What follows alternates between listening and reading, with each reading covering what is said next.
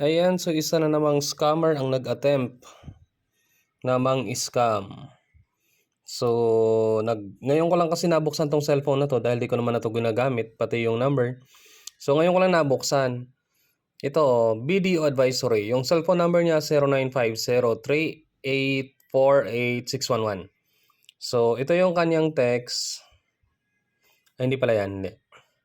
Yung isa. So, ang laman na messages nito na hindi ko nabubuksan is puro promotion, mga alok ng kung ano-ano. So, merong isa dito, yun nga, yung video advisory. Kalagay dito, video advisory, ang iyong numero ay kasalukuyang nakasuspendido. Kung aktibo pa ito, i-verify sa BDO My Access Safe.info. So, sa sobrang safe nito, pag pinindot mo yung link, mahahack yung account mo sa BDO. Dahil safe nga raw eh. So, ulit yan ang number niya.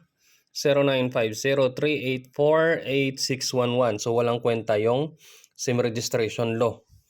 So, ayan. Nung nakaraan, land bank naman ang nag-attempt. Taga-land bank daw siya nag-attempt namang scam. Ito naman ngayon, BDO. Okay? So, saksamaang palad, wala po akong account ng BDO. Okay? So, gawan nyo muna ako. Ito, land bank. Ito yung land bank advisory. Ang number naman ay 0907 0467-326. Land Bank Advisory, your mobile number is currently suspended. If your number is still active, verify here. So, ayan, pagka-clinic mo naman yung link na yan, automatic hack ay mai-scam ka. Ma-hack nila yung account, magsasend ng OTP, tapos yari na ang laman ng account, ng iyong account. Sa kasamaang palad, wala rin akong land bank.